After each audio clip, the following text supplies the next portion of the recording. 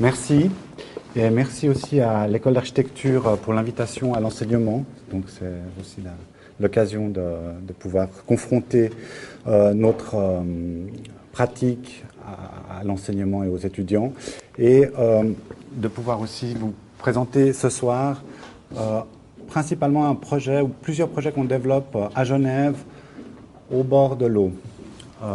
J'ai demandé à ce que Yves Bach puisse venir aussi parler avec nous, puisque dans le cadre de ces projets, la collaboration et le rapport, disons, entre tout ce qui concerne le génie civil, l'hydraulique et la morphologie des projets, en fait, est très lié. Et je pense que c'est une dimension, une approche assez intéressante qui peut nous faire parvenir.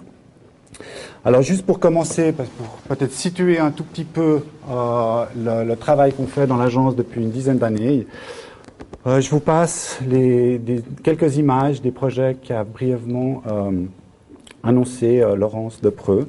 Donc le projet de Turbinenplatz en 2000 à Zurich, au centre du nouveau quartier de Zurich-Ouest, donc la zone industrielle avec le projet de la Turbinenplatz ici. Et donc c'est une grande place de 14 000 m² au centre d'un quartier en mutation. Suite à l'Expo 02 à Bienne, en fait on s'est occupé avec Georges Descombes et le bureau Landschaftsarchitekt, 4D Landschaftsarchitekt de Berne, de la rénovation ou de la restauration de la plage après l'Expo, donc tout le réaménagement de la plage ici, qui se situe là, hein, dans le centre-ville de Bienne, ici. Quelques images. Et puis là, donc, des images du Jardin des Halles à Paris, un projet 2003-2007, aussi avec Georges Descombes et l'atelier Corajou, architecte paysagiste. Donc dans le 18e arrondissement, à côté de la gare de l'Est, métro Stalingrad. Donc c'est un grand parc de 800 mètres par 200, le long de la plateforme ferroviaire de la gare de l'Est, sur une ancienne friche industrielle. Donc aussi un parc qui a été beaucoup développé avec les habitants du quartier, quartier très populaire et dans lequel il manque crûment d'espace public. Et puis en cours, le projet de renaturation de l'air à Genève, aussi avec Georges Descombes. C'est un projet de décanalisation, on va dire, d'une rivière sur 5 km, depuis la frontière ici, franco-suisse, jusqu'à disons, pont des Centenaires, donc passer l'autoroute, un travail, disons, en cours de chantier, donc le chantier qui va se terminer récemment et puis qui se poursuivra dans une étape ultérieure. Et puis, dernier projet, brièvement, avant de rentrer un peu dans le sujet de la conférence que je voulais vous faire, c'était sur les parcs de Saône, le long de la Saône, au sud de la gare de Perrache, tout un quartier en développement et lié, disons, au développement du quartier, une grosse importance qui a été mise par disons, toute la planification sur la générosité des espaces publics. Et on s'occupe de développer l'ensemble du parc le long de la Saône et cette place nautique, donc la création d'un bassin intérieur autour des nouveaux urbanisateurs. Donc voilà les quais, voilà les jardins intérieurs. Et puis c'est aussi en cours de construction pour l'instant. Voilà, donc ça c'était juste peut-être pour avoir une idée des travaux qu'on développe dans le cadre de notre atelier. Sur la question, disons, de Genève, nouveaux espaces publics au bord de l'eau, on travaille actuellement sur un projet on a travaillé sur des projets au fil du Rhône, on travaille maintenant sur des projets de plage au bord du lac.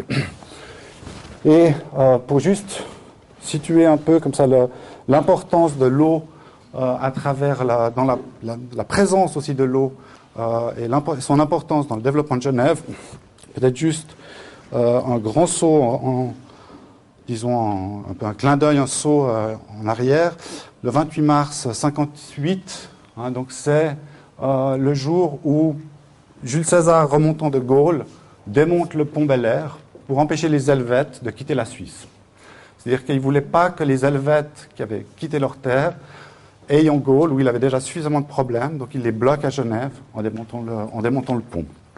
On a l'habitude de dire, puisqu'en fait la campagne de Gaulle de César, c'est le premier écrit qu'on a de l'histoire suisse, donc Le 28 mars 58 avant Jésus-Christ, c'est le début de l'histoire pour la Suisse. L'écriture n'arrive pas, disons, dans 5000 ans. Deuxième aussi clin d'œil, donc le rétable de Conrad Witz, La pêche miraculeuse, où on voit en premier plan donc le lac, et c'est un peu plus mauvais que ce que j'ai à l'écran, mais le môle et au fond le Mont Blanc, on devine, c'est la première peinture, disons, de paysage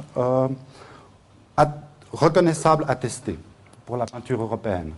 Et donc, en premier plan, le support du lac aussi, on voit sur important donc, dans cette ville. Juste, disons, 200 ans après, cette gravure qui montre bien la situation de Genève, ville indépendante, environnée de la Savoie, les enjeux, disons, pour la conquête de Genève qui se passaient aussi avec le lac, les galères savoyardes qui voulaient conquérir la ville.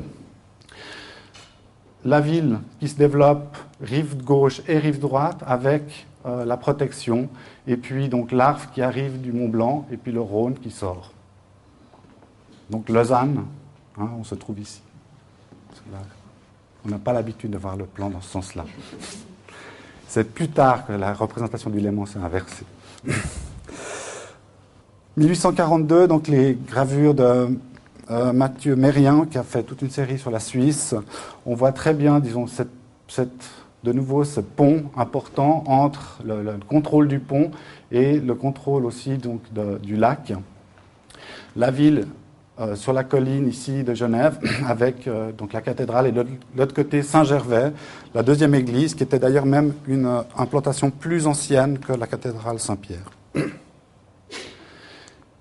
On voit, ça c'est donc la vue inverse, hein, depuis le lac sur la ville, avec une attitude, disons, de l'eau du port très défensive, avec des activités beaucoup plus de marchands, d'échanges, de pêche, de lavanderie. Disons, c'était vraiment l'arrière de la ville qui se représente au bord du lac. Avec, et ça c'est, je pense, un texte quand même important d'André Corbeau sur la refondation de Genève, c'est même, je pense, un texte très important en soi, où il parle de l'inversion, si on veut, du fonctionnement de la ville, sur sa même morphologie, son inversion par rapport au lac. C'est comme le derrière devient le devant, lié, alors ça c'est le plan un peu plus général à la même époque, lié en fait à l'aménagement de cette partie-là du lac, de la rade. C'est-à-dire une première opération immobilière qui est le quai des Bergues, hein, qui est vraiment un début au milieu, première moitié du 19e de construction, avec la création d'un nouveau pont et puis l'aménagement de l'île aux Barques, et puis la création ici d'un grand quai qui va rester un quai marchand pour tout ce qui est l'acheminement des matériaux de construction pour Genève. On voit ici donc l'opération immobilière du début du 19e, très importante, avec le pont du général Dufour. On ne va pas rentrer dans les détails, c'est un pont techniquement assez intéressant, sous-tendu, il y a beaucoup d'expériences qui se font. L'aménagement de l'île Rousseau, avec déjà des premiers systèmes de ponts suspendus. Et puis, le système rive droite du Grand Quai, avec tout ce qui est la marine, disons, marchande, on pourrait presque dire, et les échanges avec la ville basse. Lié à cette première transformation de la ville, donc c'est vraiment cette inversion de la ville, vient 30 ans plus tard, 20 ans plus tard, avec disons, l'enjeu de la démolition des fortifications et l'arrivée du chemin de fer, toute la création de la ceinture phasiste. Hein, donc c'est le centre-ville historique à l'intérieur des murs, et on voit donc l'ensemble du plan de développement de la couronne du 19e siècle, avec ici l'arrivée de la gare, c'est-à-dire aussi l'arrivée d'un tourisme et toute une économie qui se crée justement de représentativité autour du lac. Cette partie-là, rive gauche, restant plus, disons, marchande. Alors voilà donc la partie rive gauche que je vous montrais avant, avec encore les barques du Léman, l'arrivage donc des pierres de Meillerie qui venaient donc du bout du lac dans le Chablais, acheminées ici, qui était aussi tout le matériau de construction de ces nouveaux immeubles et de ce développement urbain, conséquent pour l'époque, hein, quand on voit l'importance que ça a. Donc sur bateau. Et puis plus tard aussi, donc lié, ça on est au début du 19e siècle, début du 20e siècle, lié aussi avec le développement de la ville et sa reconstruction du front du lac plus en amont, l'aménagement de promenades en parallèle, disons, de l'usage marchand du quai. De notre côté, il y avait aussi tout ce qui nous intéresse assez particulièrement maintenant, c'est la question des bains et de la baignade et du rapport à l'eau, hein, puisque les projets qu'on développe actuellement, c'est des projets de plage. Donc, ça, c'est le premier bain des Paquis en 1887. Ce qui est intéressant, je pense, sur cette photo, c'est que c'est certainement pas le bain qui les intéresse, mais l'emprise de la rade gelée, hein, puisque c'est une photo d'hiver. Je pense que c'est pour ça qu'on a cette image de bain, mais ce qui est impressionnant, disons, c'est de voir l'ensemble de cette rade gelée. Ça n'a pas dû arriver depuis une cinquantaine d'années. Avec ce bain qui a été doublé, bain homme, bain femme, toujours donc aussi lié à un fonctionnement d'hygiène, hein, puisqu'on est juste au moment où on commence à introduire, disons, le confort et l'eau courante dans les maisons. Et puis, leur rénovation complète dans les années 30. Là, on est plutôt dans une situation, disons, d'un pouvoir... Si la ceinture phasiste et le développement urbain du milieu du 19e correspond à la prise de pouvoir de la bourgeoisie, c'est-à-dire des partis radicaux qui ont le pouvoir économique et le pouvoir aussi maintenant politique, avec Fazy à Genève et puis d'autres dans chaque ville, dans les années 30, on a vraiment l'enjeu du pouvoir social, les socialistes qui développent tout ce qui est infrastructure de sport. Donc on a les stades, on a les bains. On retrouve ça à peu près, disons, de manière générale en Suisse, avec donc ici le bain des Paquis, très populaire, donc aussi très bondé, mais aussi un nouvel, disons, rapport peut-être un peu plus ouvert à l'eau. Et puis rive gauche, le pendant de l'autre côté qui est Genève-Plage. Hein, donc avec ici la plage de Genève-Plage et puis le port de la nautique qui se fait conjointement. Dans les années 50, ce qui nous intéresse ici de dire, c'est qu'on pense de nouveau une autre étape du développement urbain avec ici donc le projet de circulation, hein, autour de Genève avec les autoroutes de contournement. On voit même l'extension de l'aéroport de manière assez ambitieuse. Et puis déjà, aussi lié à la traversée de la rade, un réaménagement, disons, du petit lac. Mais surtout, la définition, le début des définitions de ce qu'on a appelé les cités satellites, c'est-à-dire pour Genève, Mérin, Aunay, Le Lignon, la Gradelle, etc. Donc, un développement, disons, loin du centre, avec ces cités satellites et les zones industrielles. Ça, c'est juste une image donc, du projet en photomontage de l'époque, avec les voies express le long des quais.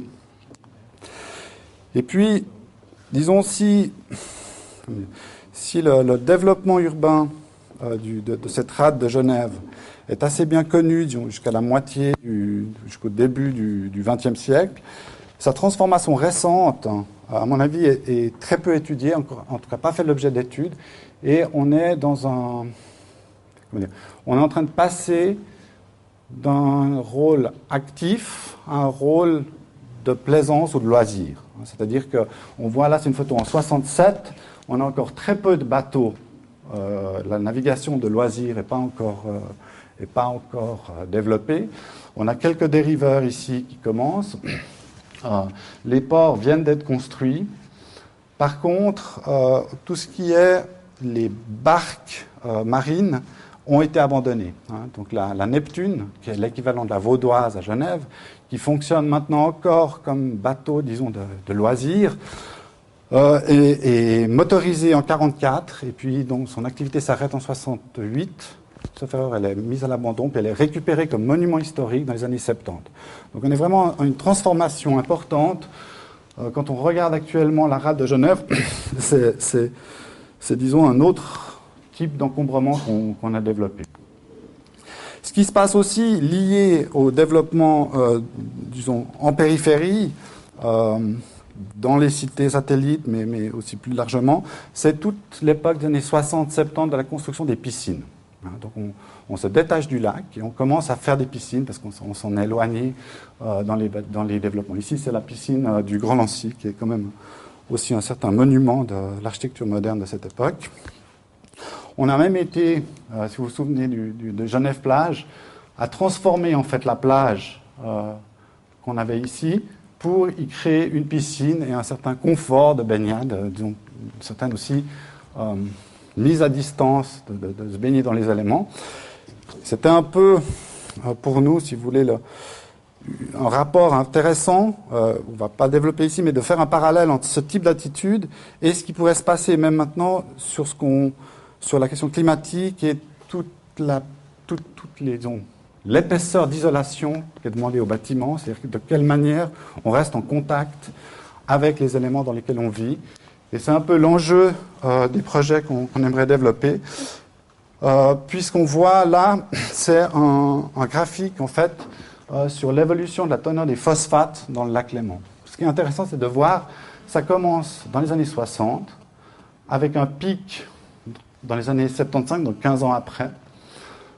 On voit ici le démarrage de tout ce qui est l'épuration, avec la construction des stations d'épuration, la mise en séparatif du réseau, l'interdiction des lessives. Donc ça, c'est la courbe pour le lac Léman. L'introduction des lessives à teneur de phosphate. On voit aussi que, je me souviens, enfant, dans les années, disons, 70, on allait dans les piscines, on n'allait pas au lac. C'était vraiment Enfin, il y avait beaucoup de plages où c'était mis baignade interdite. Il y avait la mousse dans les rivières, pour ceux qui ont ces images en tête. C'était vraiment la prise de conscience, quelque part, d'une dégradation qui revient, en fait, en tout cas pour Genève, à la fin des années 80, avec la sauvegarde des bains des Paquis. C'est en 1988, il y a un projet de démolition, reconstruction des bains des Paquis, et il y a des associations qui se créent pour lutter contre leur destruction. Il faut dire qu'à cette époque, les bains des Paquis étaient complètement abandonnés. C'était toujours séparé hommes-femmes, le côté homme étant très homosexuel, le côté femme plutôt, des fois seins nus, on se protégeait, mais il y avait une certaine intimité. Il y avait un restaurateur qui faisait un peu des frites, c'était pas du tout bon, mais c'était un lieu où peu de gens allaient. Et tout d'un coup, il y a cet intérêt-là, avec donc la rénovation, cette lutte est gagnée, et la rénovation des bains des Paquis commence, disons, entre 94 et 96, et puis est devenue un lieu vraiment central, je pense pour ceux qui le connaissent, de la vie à Genève, et un lieu aussi, disons, où plusieurs des milieux sociaux se rencontrent, se croisent, enfin, ça fait partie, c'est vraiment une institution, et qui est vraiment, là on voit, c'est un jour d'été, mais c'est pas exceptionnel, et c'est vraiment très sollicité.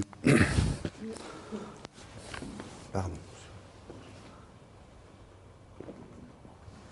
Donc, pour nous, cet intérêt, disons, à développer des projets au fil du Rhône, au fil de l'eau, a commencé par le projet du fil du Rhône en 94, c'est-à-dire à peu près à la même époque que l'ouverture des bains des Paquis, lié aussi avec la construction du barrage du Seget. C'est-à-dire qu'à ce moment-là, il y a le barrage du Seget qui se construit et l'ensemble du dispositif hydraulique. Donc on a ici le pont du Mont-Blanc, le pont des Bergues, donc le début du retournement de Genève ici, entre le pont de la Machine et le pont des Bergues, dans ce pentagone. Et ça, c'était un barrage, en fait, qui prolongé par l'île, avec aussi un barrage, et avec l'usine de force hydraulique qui produisait la pression, pour distribuer l'eau dans les immeubles ou dans les industries. Lié à la construction du nouveau barrage ici, donc on le voit, donc tout le système hydraulique du 19e siècle ici, qui est aussi tout un débat sur le contrôle du niveau du lac. Il y a eu beaucoup de problèmes entre les Vaudois et les Genevois sur à quelle altitude devait avoir le lac, qu'est-ce qu'il faut garantir, il y a des accords assez vieux. Et en fait, la construction du barrage rend obsolète cette installation.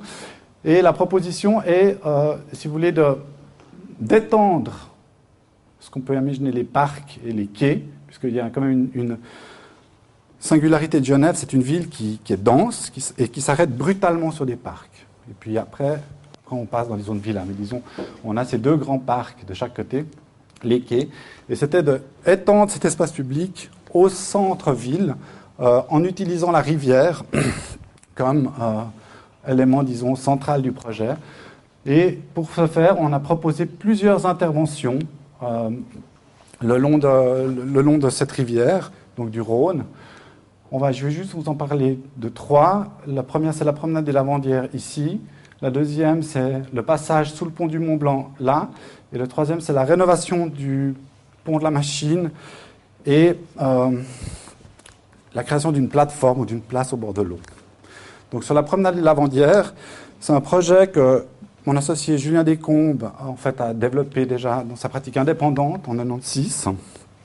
Donc c'est l'aménagement entre ce bras ici et puis l'autre du Rhône d'un espace, disons, de promenade et de place entre les deux bras du Rhône, qui est resté très longtemps, disons, vide et assez solitaire, comme ça, jusqu'au moment, en fait, où la ville de Genève a permis à une association d'y installer une buvette, sous forme de temporaire, de roulotte l'été. Et c'est devenu un des lieux, disons, importants aussi de vie l'été au bord de l'eau. Le deuxième projet que je voulais vous montrer, donc, c'est le passage sous le pont de la Machine, c'est ses premières esquisses. C'est un projet réalisé par le bureau BMW à Genève et qui, disons, il y avait des problèmes de trafic pour passer à niveau, donc il y a eu l'idée de passer sous l'eau, et c'est surtout une assez belle expérience presque plastique de marcher en dessous du niveau de l'eau, sous un pont, et de traverser pour redécouvrir l'ouverture en fait de l'espace au-delà du pont. Donc le passage, puisque quelque part le pont du Mont Blanc fait la différence entre le lac et le Rhône, donc le passage du lac au Rhône. Et le dernier projet, donc, c'est celui du pont de la Machine, qui date aussi de 1994, mais qu'on vient uniquement d'achever cet automne. Beaucoup de persévérance et de temps, des fois, pour faire des choses dans ces milieux-là. Donc on voit ici le bâtiment, l'ancien bâtiment de la Machine, avec le pont qui nécessitait sa rénovation, et puis la proposition d'y adjoindre, liée à la rénovation, une plateforme au fil de l'eau, ici, qui est aussi accessible depuis le pont, puis accessible le long du pont par les bas. Donc voilà juste une image de la réalisation. Donc vraiment une nouvelle place, comme ça, au centre de la ville, au bord de l'eau. Et puis, 10 ans après ça, enfin 2006, on a continué avec toute la problématique des nouveaux accès au lac. C'est-à-dire, on s'est dit, vu l'intérêt des bains des Paquis, vu que en fait, les gens vont aller se baigner l'été vraiment sur n'importe quel caillou en lézarde, on a commencé à regarder l'ensemble des potentiels possibles pour trouver, disons, des facilités d'accès au lac et multiplier les points, puisque c'est un rapport, disons, qui a vraiment changé avec cette évolution de la qualité de l'eau. Et on a proposé 3 projets. Donc ici, on a les bains des Paquis. Ici, on a Genève-Plage. Ça permettra peut-être à ceux qui ne connaissaient pas Genève de mieux se repérer dans ce que j'ai montré avant, parce que c'était peut-être pas facile. Donc les 2 bains des années 30, Paquis et Genève-Plage. Et on a proposé un projet ici pour la Perle du Lac, un deuxième pour le quai Wilson et un troisième pour le quai Gustave-Ador en lien avec les parcs. Donc le Perle du Lac, c'était, disons, sur cette situation de succession de parcs, et on le voit avec les arborisations qui restent, c'est aussi le site du concours de la SDN, de Le Corbusier. On a proposé en fait de créer face à la bise un emmarchement assez fort, et puis qui permettrait de créer une grève à l'aval. Donc avec très peu quelque part d'intervention, un grand linéaire d'accès à l'eau, un peu quelque part comme une situation à construire qui resterait là. Voilà une image aérienne, un peu plus loin. Donc on est vraiment aussi à l'articulation en fait, d'une géométrie entre une géométrie de la rive et l'autre, une image plus basse. La deuxième intervention, donc c'était sur le quai Wilson. Là, on est dans un milieu beaucoup plus promenade, beaucoup plus touristique. C'est la rive où il y a les hôtels, très sollicités avec la bise.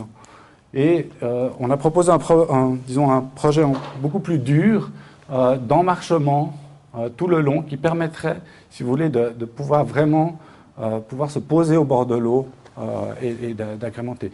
C'est des travaux qui ont été faits assez rapidement, sous forme vraiment d'impulsion, pour dire, on a fait des images pour donner un peu des impulsions. Hein. Ce n'est pas des projets du tout finis, j'entends, c'est juste, enfin, je vous montre ça comme... C'était un peu pour donner envie de qu'est-ce qu'on pouvait, disons, quels étaient les potentiels de ces sites. Et le troisième, c'était donc le quai Gustave-Adolphe, ici, avec la création d'un parc, en fait, en remblai d'une centaine de mètres, entre le débarcadère des Eaux Vives et le port de la Nautique ici. On avait développé deux projets.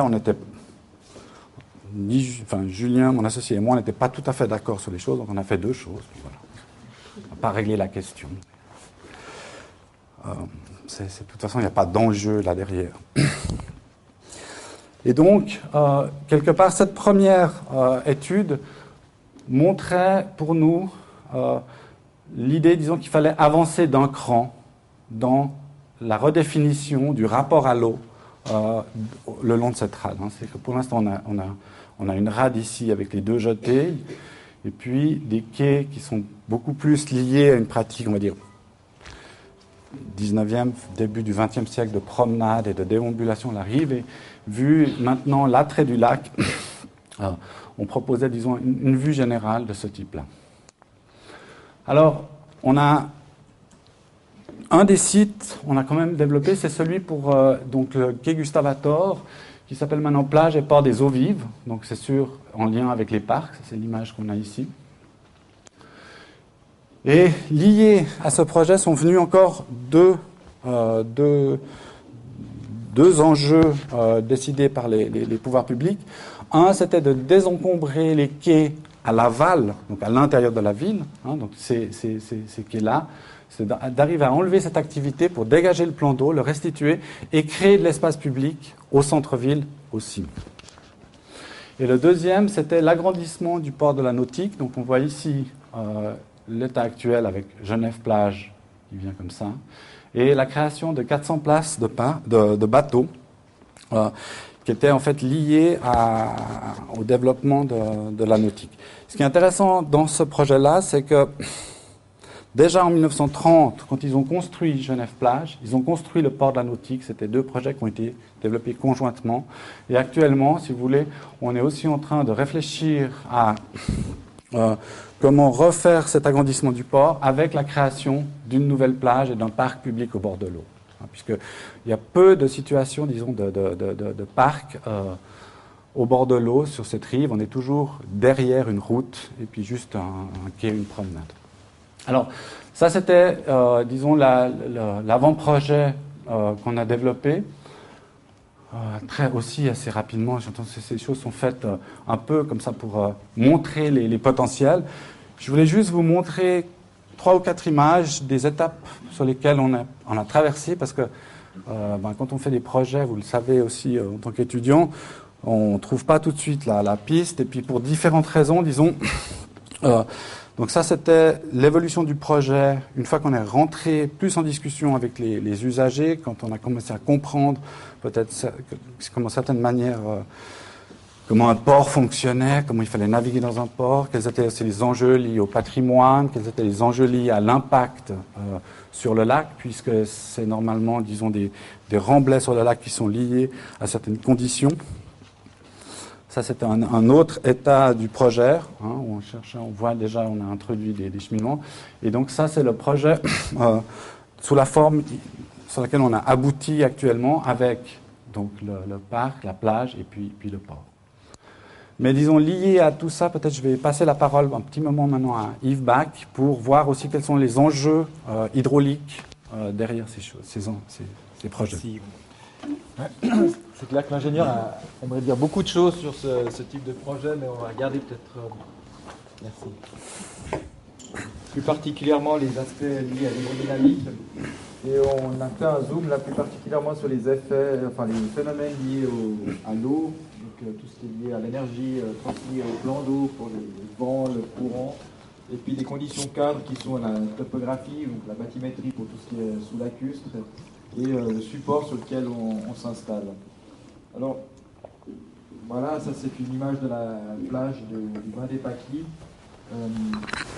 Ces phénomènes doivent être appréhendés pour pouvoir, disons, s'y confronter et s'y insérer avec un projet. Pour cela, assez rapidement, on s'est associé avec l'EPFL, le laboratoire de construction hydraulique de Jean-Louis Boyat et du professeur Schleiss, de manière à ce qu'on puisse intégrer et projeter avec, disons, une appréhension correcte de ces phénomènes. Alors, ils sont résumés là, c'était les premières études de l'EPFL et tous les thèmes qu'on a voulu traiter.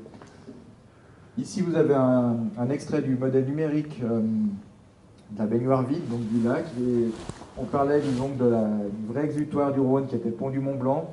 Et le projet se situe par ici, puis on se rend compte en fait que ici, il y a un affalissement de la topographie qui est relativement marqué, qui s'appelle le banc de travers, sur laquelle les cités lacustres étaient installées préhistoriques, quand le lac était plus bas.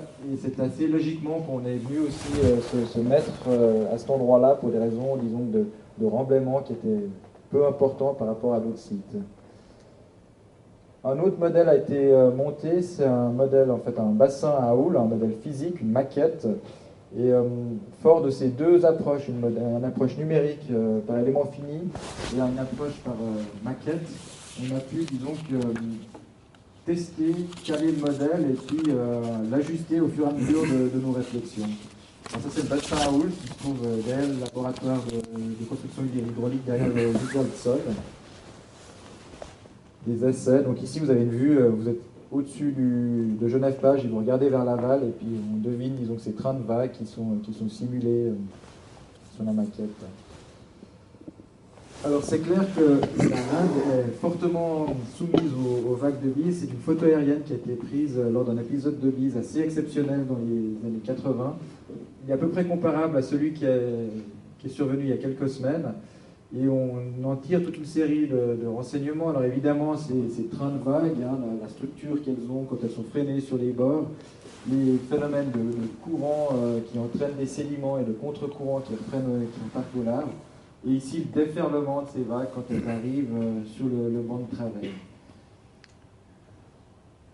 Ça, c'est une photo du quai Gustave Adolphe actuel avec ces phénomènes, cette énergie qui se dissipe et puis les constructions qui ont été nécessaires pour se confronter à ces vagues. Donc ça, c'était cet hiver avec des phénomènes un peu connexes qui sont assez spectaculaires.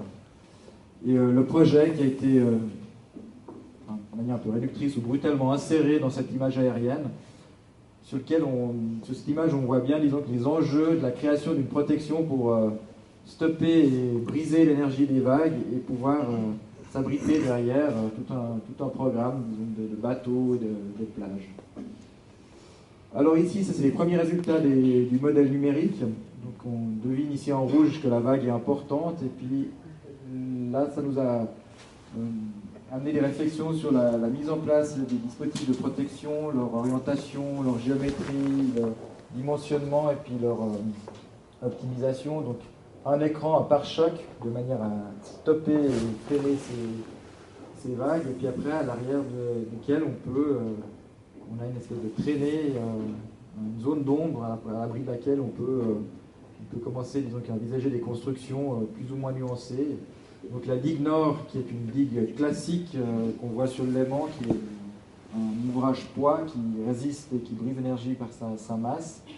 Et un deuxième dispositif qui est une plage, un galet, donc qui se trouve ici par exemple, sur laquelle on va pouvoir utiliser pour se baigner, mais qui permet, disons, de dissiper l'énergie des vagues sur un beaucoup plus grand linéaire et puis d'atténuer ce phénomène par un déferlement et l'entraînement de gravier. L'autre phénomène qui nous a beaucoup intéressé, c'était les courants. Donc, là, le modèle qui a été calé sur les phénomènes observés. C'est une situation actuelle où on voit le Rhône qui soutire déjà toute une partie de l'eau, et puis les courants côtiers qui sont provoqués par la bise, et un contre-courant qui repart au large, qui est assez connu, disons, par l'archéologue qui l'avait observé quand il fait ses fouilles ici dans la région. Et les conséquences, disons, de l'ouvrage sur le courant, qui nous soucie, disons, de ne pas trop perturber l'équilibre, qui est ce phénomène de courant central qui replonge au fond du Léman. Alors, le thème de la conférence, c'est se baigner dans l'eau qu'on boit. Et une plage, en fait, la principale source de pollution à l'heure actuelle dans le Léman, c'est les gens qui viennent s'y baigner. Donc on avait aussi le souci d'être certain que les deux plages qu'on proposait, celle de Genève-Plage et celle des eaux vives, soient suffisamment alimentées en eau pour qu'il y ait un renouvellement d'eau, un peu comme dans une piscine. Et ça nous a amené à disposer et orienter les différentes plages de manière à ce qu'on ait toujours un renouvellement d'eau suffisamment important pour éviter des phénomènes de stagnation. Plus particulièrement sur le port, je vais juste revenir en arrière, on a évoqué ces deux digues, enfin la digue et la plage pour amortir les vagues, mais ici c'est clair qu'on n'est plus du tout dans la même configuration. On a des vagues qui glissent et puis on souhaiterait simplement les diriger, les réorienter, enfin c'est un phénomène de glissière, donc on n'a pas eu besoin de construire un ouvrage, ou planifier un ouvrage aussi important que la digue en enrochement, donc on a prévu les pieux sur lesquels on vient fixer des jupes en béton, ce qui oriente la vague, la dirige un peu, mais qui permet surtout au courant de passer dessous, donc d'être relativement libre et léger, avec un ouvrage qui dépasse très peu de l'eau, d'1,30 m, qui va être peu perceptible depuis la berge. Et ce qui nous garantit un taux de renouvellement assez important dans le port aussi, qui minimise son envasement, puis qui améliore aussi la qualité de l'eau dans le port. Le troisième phénomène, c'est le phénomène de sédiments, disons, de dépose et de creuse de sédiments, qui nous a aussi aidé à disposer les bateaux et les différents ouvrages dans le port. Donc ici, on se rend compte qu'il y a un phénomène, disons, d'envasement sur le chenal central, on va peut-être là-dessus. Évidemment, la plage qui est de plein fouet, elle subit, disons, qu'un mouvement, ce qui est normal. Le bassin à houle, ici c'est une vue depuis la ville. En fait, vous êtes sur le débarcadère des eaux vives et puis vous regardez en direction du large avec le nouveau port. A été très précieux pour le choix et l'organisation de la plage, avec des équilibres, leur espacement, leur orientation, leur forme géométrique, la définition du matériau qu'on allait mettre en place. Alors à gauche, vous avez un bassin qui était vide, sur lequel on a exposé la plage comme sur le dessin. Puis à droite, vous avez le modèle qui a tourné pendant plusieurs heures et la position de la plage après, disons qu'un phénomène exceptionnel de bise pour voir quelle forme elle avait. Et on souhaitait que ça bouge, qu'il y ait des migrations de matériaux, mais pas que tous les graviers partent dans la rade, et pas qu'elle se modifie à chaque bise, mais qu'elle reste relativement parallèle à la promenade. Donc c'est finalement ce dispositif qui a été retenu, qui, on espère, fera ses preuves.